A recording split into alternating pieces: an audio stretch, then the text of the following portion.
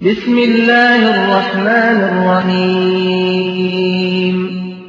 لقد رضي الله عن المؤمنين إذ يبايعونك تحت الشجرة فعلم ما في قلوبهم فأنزل السكينة عليهم وأثابهم فتحا قريبا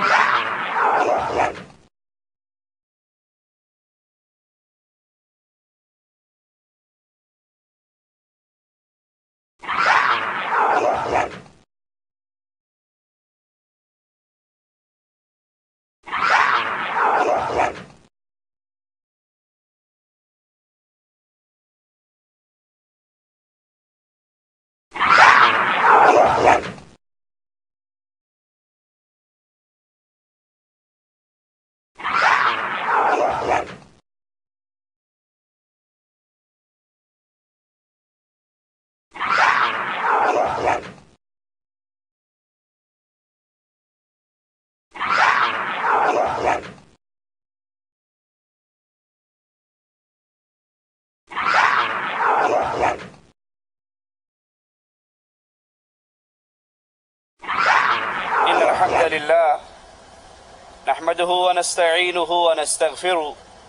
ونعوذ بالله من شرور أنفسنا ومن سيئات أعمالنا من يهده الله فلا مضل له ومن يضلل فلا هادي له أشهد أن لا إله إلا الله وحده لا شريك له وأشهد أن محمدا عبده ورسوله أما بعد أعوذ بالله من الشيطان الرجيم بسم الله الرحمن الرحيم قل هو الله أحد الله الصمد لم يلد ولم يولد ولم يكن له كفوا أحد سیدنا علی رضی اللہ عنہ وارضا رسول کریم صلی اللہ علیہ وسلم کے وہ عظیم الشان صحابی جن کے بارے میں امام الانبیاء امام اعظم محمد الرسول اللہ صلی اللہ علیہ وسلم نے فرمایا تھا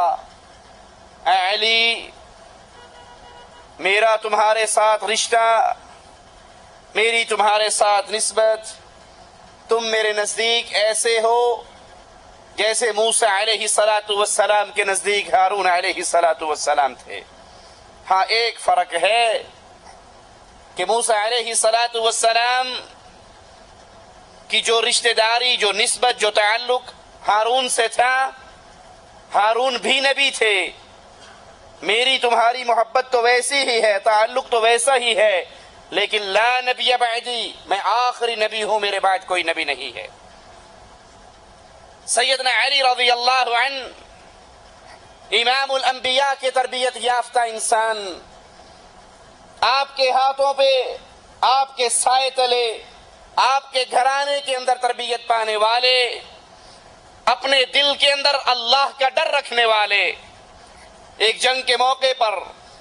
ایک کافر کو گرا لیا اس کے سینے پہ سوار ہو گئے تلوار اٹھائی چلانے کے لیے کہ اس کافر نے آپ کے مبارک چہرے پر تھوک دیا سیدنا علی نے اس کو چھوڑ دیا اور کھڑے ہو گئے کہنے والے نے کہا آپ تو اس پہ قابو پا چکے تھے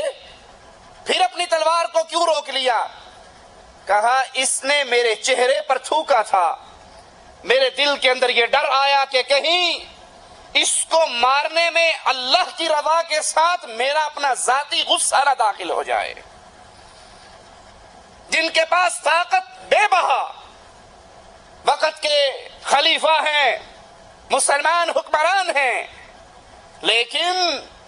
اپنی طاقتوں کو کبھی اپنی ذات کے لیے استعمال نہ کیا سیدنا علی نے رضی اللہ عنہ وارضا ان کی زرہ گم گئی بازار میں دیکھتے ہیں کہ یہودی کے پاس نظر آتی ہے اور اس یہودی سے کہتے ہیں یہ تو میری ہے گم ہو گئی تھی آج تمہارے پاس نظر آئی ہے وہ کہنے لگا نہیں یہ تو میری ہے اب یہ وقت کے مسلمان حاکم ہیں چاہے تو چھین لے چاہے تو اس کو گرفتار کروا دیں طاقت ان کے ہاتھ میں ہے حکومت ان کے ہاتھ میں ہے لیکن یہ اسلام کا عملی نمونہ پیش کرنے والے کہتے ہیں اچھا آؤ پھر اپنے اختلاف کو عدالت کے دروازے پہ لے جاتے ہیں اور قاضی سے فیصلہ کرواتے ہیں۔ قاضی شرح کی عدالت میں گئے، کہا یہ زرہ میری تھی، گم گئی تھی، آج اس کے پاس مجھے نظر آئی، یہ میری ہے، اور یہ ماننے پر تیار نہیں ہے۔ قاضی اس یہودی سے پوچھتے ہیں علی جو کہہ رہے ہیں تمہارا اس بارے میں کیا خیال ہے؟ وہ انکار کرتا ہے کہ نہیں یہ تو میری اپنی ہے۔ قاضی سیدنا علی سے کہتے ہیں تمہارے پاس اپنے دعوے کی کوئی دلیل ہے، کوئی گواہ ہے؟ کہا ہاں، میرا بیٹا گواہی دینے کے لیے تیار ہے اور میرا غلام گواہی دینے کے لیے تیار ہے۔ گواہ کون لا رہا ہے؟ جو خلیفۃ المسلمین ہے۔ گواہ کون لا رہا ہے؟ جس کے ہاتھ میں حکومت ہے۔ قاضی جواب میں کہتے ہیں کہ باپ کے حق میں بیٹے کی گواہی قبول نہیں ہوتی، آقا کے حق میں غلام کی گواہی قبول نہیں ہوتی۔ سیدنا علی کہتے ہیں میرا بیٹا کوئی عام بیٹا تو نہیں ہے، میرا بیٹا تو وہ ہے جس کو امام الانبیاء امام اعظم محمد الرسول اللہ صلی اللہ علیہ وسلم جنت کے نوجوانوں کے سردار مقرر کر چکے ہیں، اس کی خوشخبری دے چکے ہیں اللہ کی طرف سے۔ کہا جو کچھ بھی ہو بیٹا تو آپ کا ہے، یہ قانون ہے کہ بیٹے کی گواہی باپ کے حق میں قبول نہیں ہوتی، غلام کی گواہی آقا کے حق میں قبول نہیں ہوتی، لہذا میرا فیصلہ یہ ہے کہ یہ زرہ یہودی کے پاس رہے گی، یہ اسی کی ہے۔ سیدنا علی رضی اللہ عنہ وارضا عدالت کے اس فیصلے کے سامنے اپنی گردن کو جھکا دیتے ہیں، کہتے ہیں مجھے منظور ہے جو فیصلہ آپ نے کیا ہے، میرا بھی یہی فیصلہ، میں آپ کے فیصلے کو مانتا ہوں۔ یہودی حیران کہ یہ مسلمانوں کا عجیب دین ہے، یہ مسلمانوں کے اندر عجیب قانون کی مساوات ہے، یہ خلیفۃ المسلمین اسلامی حکمران اور عدالت کے فیصلے پر اپنی گردن کو جھکا دیتا ہے۔ وہ اعلان کرتا ہے کہ آپ بھی سچے ہو، آپ کا دین بھی سچا ہے، یہ زرہ میری نہیں سیدنا علی کی ہے، میں ان کو لوٹاتا ہوں اور اشہد ان لا الہ الا اللہ کا نعرہ لگا کر اہل ایمان میں شامل ہو جاتا ہے۔ وہ سیدنا علی رضی اللہ عنہ وارضا کہ جب اللہ کے رسول صلی اللہ علیہ وسلم کے خلیفہ سیدنا عثمان رضی اللہ عنہ وارضا شہید ہوئے تو پھر یہ مسلمانوں کے امور کے ذمہ دار بنتے ہیں اور خلیفۃ المسلمین بنتے ہیں، جنہوں نے اپنی زندگی نبی کے گھر میں گزاری، نبی کی تربیت گاہ میں گزاری، نبی کے ساتھ رہتے ہوئے گزاری اور ہر موقع پر نبی کے ساتھ رہے۔ فتح مکہ کے بعد عرب قبائل بڑی کثرت سے اسلام میں داخل ہونے لگے اور ظاہر خیال یہی ہوا کہ اب امن و امان، سکون اور شانتی کا دور دورہ ہونے والا ہے، لیکن یہ خیال چند دنوں کے لیے اور کچھ وقت کے لیے رہا۔ مسلمانوں کو خبر ملی کہ کفار تیاری کر کے مسلمانوں پر حملہ کرنے کے لیے روم کا بادشاہ اپنے لشکر کو لے کر آ رہا ہے۔ رسول کریم صلی اللہ علیہ وسلم اس بڑھتے ہوئے طوفان کے منہ کو روکنے کے لیے مسلمان فوج لے کر اس کے مقابلے کے لیے نکلتے ہیں اور 30,000 مسلمان اللہ کے رسول صلی اللہ علیہ وسلم کے ساتھ آقا علیہ السلام چلتے ہوئے سیدنا علی کو مدینے میں اپنا قائم مقام بنا کر جاتے ہیں۔ ادھر منافقین کا ٹولہ سیدنا علی کو طعنے دیتا ہے، ان پہ طنز کرتا ہے کہ آپ میدان جہاد سے پیچھے رہنے کے لیے یہاں پر رک گئے ہو۔ سیدنا علی جن کی زندگی ہی میدان جہاد میں گزری، جو لڑتے ہوئے اللہ کے شیر کی طرح کفار پر جھپٹا کرتے تھے، ان طعنوں کو برداشت نہ کر سکے،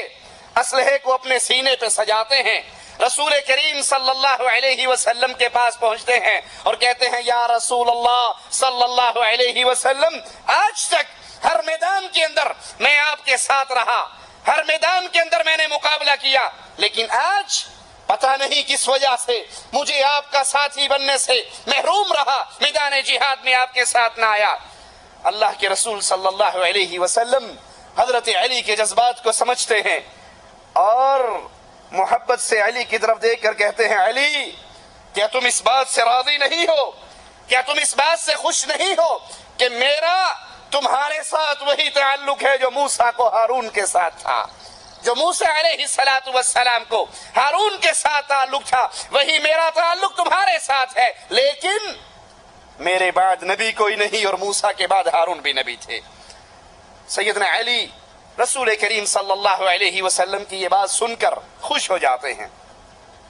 اور واپس مدینے آ کر نبی کی لگائی ہوئی ڈیوٹی کو پورا کرتے ہیں۔ یہ تبوک کا سفر ہے، اللہ کے رسول صلی اللہ علیہ وسلم واپس آ رہے اور واپس آ کر سیدنا خالد بن ولید رضی اللہ عنہ وارضاہ کو یمن کی طرف روانہ کرتے ہیں کہ قبیلے کو اسلام کی دعوت دے۔ سیدنا خالد وہاں پر پہنچتے ہیں لیکن یہ قبیلہ اسلام لانے کے لیے تیار نہیں ہوتا، واپس لوٹ آتے ہیں۔ رسول کریم صلی اللہ علیہ وسلم سیدنا علی کو روانہ کرتے ہیں اور قبیلہ ہمدان کی طرف ایک خط بھی ان کے ہاتھ میں دیتے ہیں۔ سیدنا علی رضی اللہ عنہ وارضاہ اس خط کو لے کر، اللہ کے نبی علیہ السلام کے اس پیغام کو لے کر یمن پہنچتے ہیں اور ان کے سامنے رسول کریم صلی اللہ علیہ وسلم کا پیغام ان کو پڑھ کر سناتے ہیں اور بڑے دل نشین انداز میں ان کے سامنے اسلام کی سچی اور سچی دعوت بھی پیش کرتے ہیں۔ ایک طرف نبی کا خط ہے، ایک طرف علی کا انداز بیاں ہے جن کے بارے میں صحابہ کہا کرتے تھے ہمارے اندر سب سے بہترین قاضی بھی علی ہے اور بہترین خطیب بھی علی ہے رضی اللہ عنہ وارضاہ۔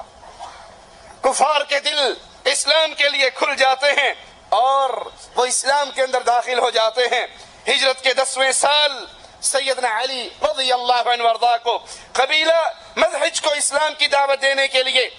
یمن کی طرف روانہ کیا گیا۔ 300 سوار سیدنا علی کے ساتھ ہیں، وہ اس قبیلے میں پہنچتے ہیں، ان کو اسلام کا پیغام دیتے ہیں، لیکن یہ قبیلہ، یہ اہل یمن لڑنے اور مرنے کے لیے تیار ہو جاتے ہیں۔ سیدنا علی کے ساتھ صرف 300 ہیں۔ آپ بھی اپنی صفوں کو سیدھا کر لیتے ہیں، اگرچہ تعداد تھوڑی ہے لیکن یہ نبی کریم صلی اللہ علیہ وسلم کے صحابہ، یہ آپ کے ساتھی، یہ آپ کے تربیت یافتہ جن کی نظریں تعداد پر نہیں ہوا کرتی، اللہ کی مدد پر ہوا کرتی۔ زبردست جنگ ہوتی ہے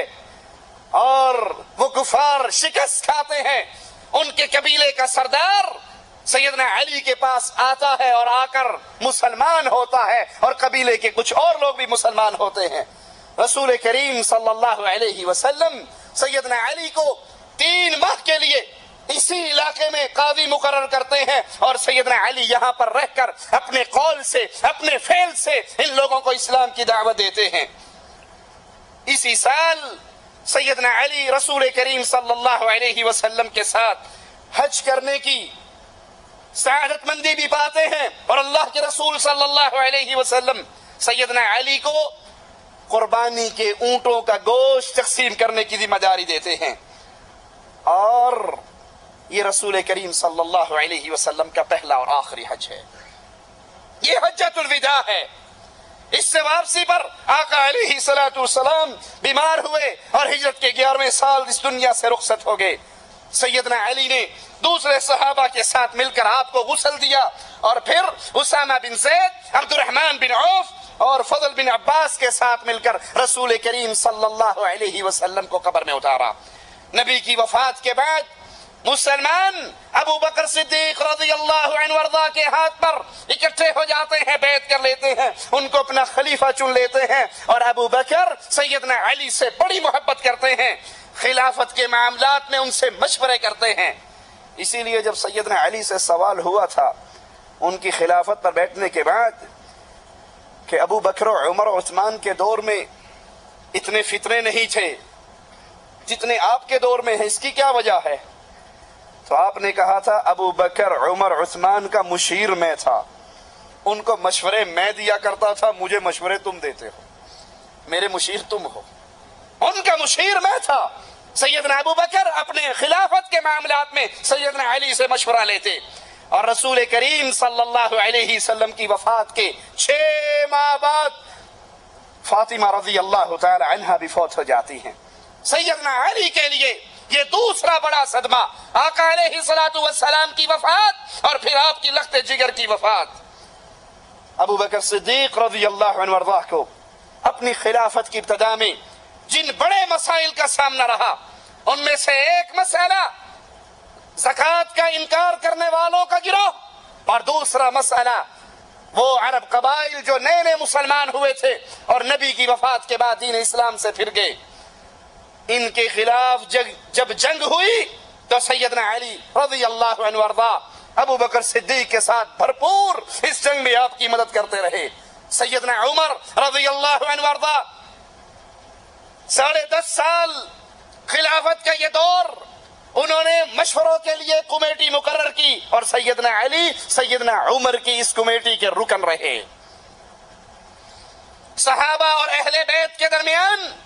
اختلافات کی جھوٹی خبریں نشر کرنے والوں، اگر علی ابو بکر و عمر سے اختلاف کرتے، ان کا آپس کے اندر دشمنی ہوتی، محبتیں نہ ہوتی، تو یہ ابو بکر کو مشورے کیوں دیتے؟ یہ عمر کی شورا کے رکن کیوں بنتے؟ اگر ابو بکر و عمر نے ان کی خلافت کو چھینا ہوتا تو یہ غاصب اور ظالم کی مجلس کے رکن نہ بنتے۔ یہ تو ان سے محبت کرنے والے، یہ ان کو مشورے دینے والے۔ اسی لیے سیدنا عمر نے فرمایا تھا کہ ہم میں سے سب سے بڑا قاضی، سب سے بہتر جج وہ علی بن ابی طالب ہے رضی اللہ عنہ وارضاہ۔ 16 ہجری میں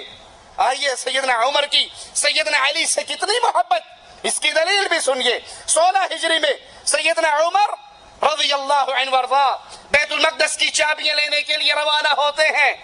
قائم مقام کس کو ہونا چاہیے تھا؟ بیٹے کو بناتے نا، عبداللہ کو بناتے، کسی اور کو بناتے، نگاہ انتخاب پڑتی ہے عمر کی تو سیدنا علی پر پڑتی ہے۔ سیدنا علی کو قائم مقام خلیفہ بنا کر کے اپنے پیچھے مسلمانوں کا ذمہ دار قرار دے کر کے، اور یاد کر لیجئے یہاں اس اصول کو بھی صحابہ اور اہل بیت کے درمیان دشمنی کی جھوٹی باتیں کرنے والوں، اگر عمر شہید ہو جاتے یا طبعی موت مر جاتے تو مسلمانوں کا خلیفہ کون بنتا؟ علی، کنفرم بات ہے۔ وہ خود مقرر کر کے گئے ہیں تو خلافت انہی کو ملتی، وہی بنتے۔ اور اگر وہ عمر کے دشمن ہوتے تو عمر کبھی ان کو اس مقام پر بٹھا کر نہ جاتے۔ اور اگر نعوذ باللہ عمر مومن نہیں تھے بقول تمہارے، ان کا ایمان درست نہیں تھا، تو علی ایک ظالم جابر کافر کی حکومت میں قائم مقام کیوں بنے؟ اچھا چلو بن گئے، جب عمر بیت المقدس سے واپس آئے تو علی نے خلافت ان کے حوالے واپس کیوں کر دی؟ اگر یہ ان کا حق تھا تو قبضہ کیا ہوا تھا، مل چکی تھی، اس پہ قابض رہتے، واپس نہ کرتے۔ واپس کر دینا دلیل ہے کہ علی جانتے تھے کہ یہ خلیفہ پر حق ہے، ان کی ان سے کوئی دشمنی، لڑائی اور جنگ نہیں تھی۔ سیدنا عمر کے دور میں جب ایرانیوں سے مقابلہ ہوا، ان کا لشکر مسلمانوں کی طرف بڑھا، مسلمان لشکر کفار کی طرف بڑھا، تو سیدنا عمر رضی اللہ عنہ وارضاہ نے خود اس لشکر کی کمان سنبھال کر مقابلے کے لیے جانا چاہا، تو سب سے پہلے اعتراض سیدنا علی نے کیا رضی اللہ عنہ وارضاہ،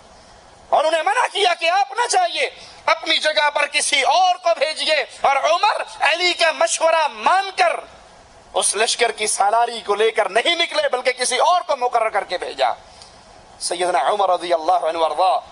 جب قاتلانہ حملے میں شدید زخمی ہو گئے اور بچنے کی امید نہ رہی تو انہوں نے مسلمانوں کو خلافت کے لیے 6 نام پیش کیے۔ سیدنا عمر نے 6 نام پیش کیے، اور ان ناموں میں سیدنا عثمان، سیدنا علی، سیدنا سعد بن ابی وقاص، سیدنا عبد الرحمن بن عوف، سیدنا زبیر بن عوام اور سیدنا طلحہ بن عبید اللہ، یہ 6 نام حضرت عمر رضی اللہ عنہ وارضاہ مسلمانوں کو پیش کرتے ہیں کہ ان میں سے جس کو چاہو تم اپنا خلیفہ مقرر کر لو۔ یہ 10 مبشرہ میں سے باقی لوگ جن کے لیے اہل جنت ہونے کی گارنٹی رسول کریم صلی اللہ علیہ وسلم نے دی تھی، ان میں سے کچھ لوگوں کو سیدنا عمر مسلمانوں پر پیش کرتے ہیں، جس کو چاہو ان میں سے اپنا خلیفہ مقرر کر لو۔ سیدنا عثمان منتخب ہوئے، اور پھر علی نے ان کی بھرپور مدد کی، بلکہ جب حضرت عثمان کے خلاف باغیوں نے بغاوت کی تو عثمان کی طرف سے باغیوں کو سمجھانے کے لیے جانے والے علی ہوا کرتے تھے، ان کے ایک ایک اعتراض کا جواب دینے والے علی ہوا کرتے تھے۔ عثمان کے دروازے پر پہرے کے لیے علی نے اپنے بیٹے حسن و حسین کو کھڑا کیا تھا، پانی مشکیزیں بھر کر اور کچھ کھانا علی نے بھیجا تھا سیدنا حسن و حسین کے ہاتھ، جاؤ اپنے خالو کو پانی دے کر آؤ۔ تم لڑائی کی بات کرتے ہو، یہاں محبتوں کے منظر نظر آتے ہیں، یہ لڑائی تمہارے دل و دماغ میں ہوگی، صحابہ اور اہل بیت میں کوئی لڑائی نہ تھی، یہ تو محبت کرنے والے۔ شہادت عثمان کے بعد مہاجرین اور انصار اور مدینے کے دیگر صحابہ نے انتہائی اصرار کیا حضرت علی سے کہ وہ مسلمانوں کی اس خلافت کو سنبھالے، اور شدید اصرار کے بعد آپ بیعت لینے پر تیار ہوئے۔ سیدنا علی رضی اللہ عنہ وارضا 4.25 سال خلیفہ رہے، خلافت کا یہ سارا زمانہ ان کے لیے بے انتہا دشوار رہا، مشاکل، پریشانیاں، غم اور دکھ۔ 4.25 سال سیدنا علی خلیفہ رہے اور یہ دور مشکلات سے، پریشانیوں سے، تکلیفوں اور غموں سے بھرپور رہا۔ کہنے دیجئے جس پر مشکل آتی ہے وہ مشکل کشا نہیں ہوا کرتا، اللہ کے لیے تو غور کرو۔ یہ قوالیاں گانے والوں، مولا علی مشکل کشا میری کشتی پار لگا دینا، علی مشکل کشا ہوتے تو ان پہ مشکل، علی مشکل کشا ہوتے، حاجت روا ہوتے، بگڑی بنانے والے ہوتے، مصیبتیں دور کرنے والے ہوتے، ہم کسی کی بات نہیں کرتے، اکیلے علی کی بات کرتے ہیں رضی اللہ عنہ وارضا۔ اگر ان کے ہاتھ میں یہ سب کچھ ہوتا، اپنی خلافت کے ایام تو خوش اسلوبی سے گزار لیتے، وہ تو خلافت کا سارا عرصہ پریشانی اور غموں میں رہے، کہیں یہاں لڑائی ہے، کبھی وہاں لڑائی ہے، کبھی یہاں فتنہ ختم کر رہے ہیں، کبھی وہاں فتنہ ختم کر رہے ہیں۔ سیدنا علی کی پہلی مشکل کہ عثمان خلیفۃ المسلمین شہید کر دیے گئے، اور عام آدمی شہید نہیں ہوا، خلیفۃ المسلمین شہید ہوا ہے۔ اس کے قاتلوں کو کیسے گرفتار کیا جائے؟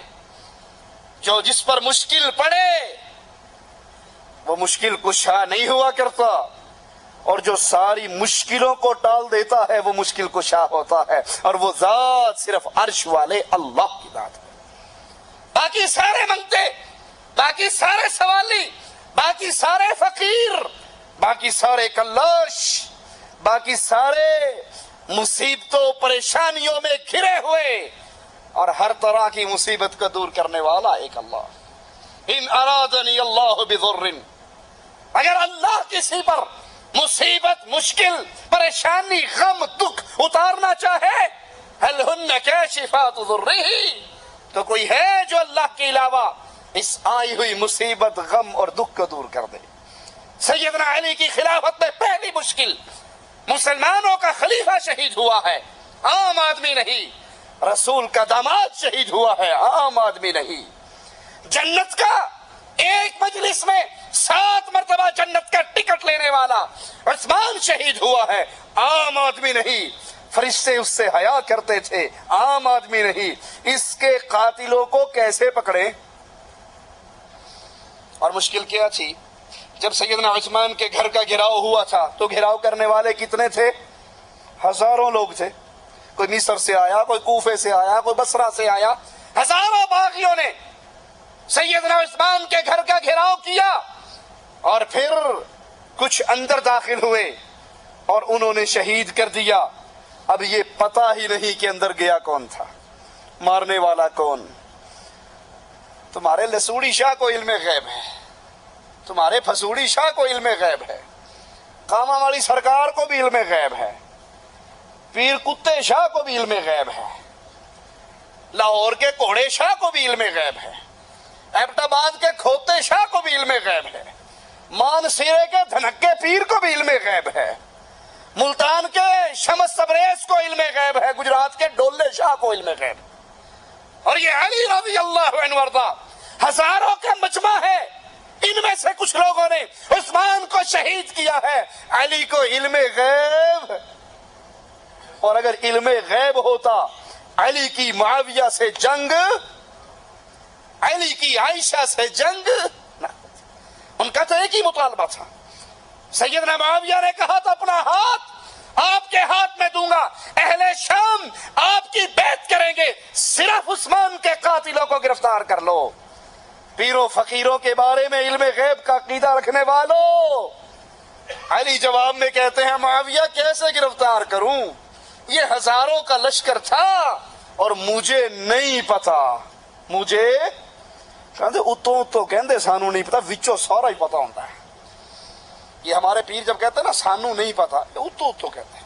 اندر سے انہیں سارا پتا ہوتا ہے۔ علی رضی اللہ عنہ وارضا، پہلی مشکل عثمان کے قاتلوں کو کیسے گرفتار کرے، اور ہر مومن کے دل کی یہ خواہش کہ عثمان کے قاتل گرفتار ہو جائیں، ان کے خون کا بدلہ لیا جائے، لیکن اتنی بڑی تعداد میں وہ قاتلوں کو پہچان اور جان نہیں سکتے تھے، کیوں؟ موقع کا گواہی کوئی نہیں تھا۔ سیدہ نائلہ رضی اللہ تعالی عنہا زوجہ عثمان،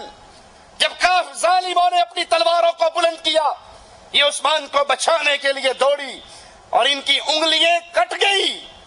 اور باغی یا کوفے سے آئے تھے یا مصر سے آئے تھے یا بصرے سے آئے تھے، نائلہ ان کو پہچانتی نہیں تھی، نہ نائلہ کو علم غیب، نہ مولا علی کو علم غیب۔ سیدنا علی رضی اللہ عنہ وارضا نے صوبوں کے نئے گورنر مقرر کیے، ان گورنروں نے جا کے پرانے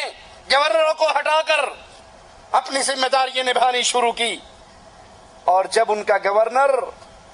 امیر معاویہ رضی اللہ عنہ وارضا کے پاس پہنچا تو انہوں نے دستبردار ہونے سے انکار کرتے ہوئے کہا